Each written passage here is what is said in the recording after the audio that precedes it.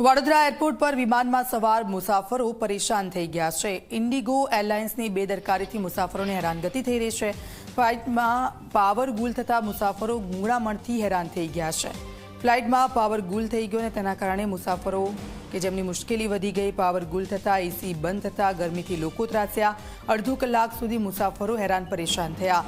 ઇન્ડિગોની flight technical કારણોસર આ બનાવ બન્યો છે। પાવર સપ્લાય ફરી શરૂ થતાં જ ફ્લાઇટને રવાના કરાઈ।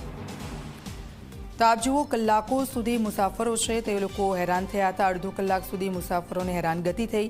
પાવર સપ્લાય ફરી શરૂ થતાં જ ફ્લાઇટને રવાના કરવામાં આવી છે। ફ્લાઇટ ડિલે થઈ હતી। રવિ અમારા સંવાદદાતા જોડાઈ ગયા છે અમારી સાથે। રવિ, શું થયું હતું ફ્લાઇટમાં? શું ખામી આવી હતી જેના કારણે મુસાફરોને આટલી મુશ્કેલી?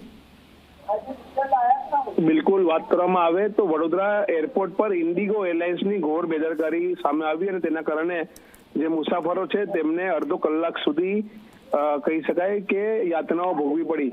આખી માહિતી એવી છે કે ફ્લાઇટમાં પાવર ગુલ થતા મુસાફરોને અડધો કલાક સુધી પાવર ગુલની વચ્ચે બેસવું પડ્યું। તેમને ગૂંગળામણ થઈ, જેના કારણે મુસાફરોએ ભારે હોબાળો મચાવ્યો હતો।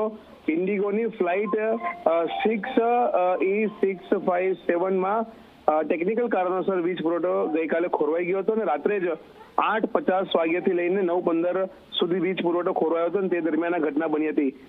ટેકનિકલ ખામી હોવાના કારણે અડધો કલાક સુધી આ વીજ પુરવઠો સપ્લાય ફરીથી શરૂ થઈ શકી અને અડધો કલાક બાદ સપ્લાય શરૂ થતાની સાથે જ ફ્લાઇટને આગળ રવાના કરવામાં આવી હતી। ત્યારે સવાલ એ થઈ રહ્યો છે કે જ્યારે કોઈ પણ ફ્લાઇટમાં મુસાફરો બેસાડતા હોય છે તે પહેલા તમામ વસ્તુઓની ચકાસણી થતી હોય છે, ત્યારે શું આમાં ચકાસણી કરવામાં નથી આવી અથવા કોઈ બીજું કોઈ કારણ છે? આ તમામ દિશામાં અત્યારે તપાસ સોંપવામાં પણ આવી છે। જી બિલકુલ, આભાર રવિ સમગ્ર વિગત બદલ।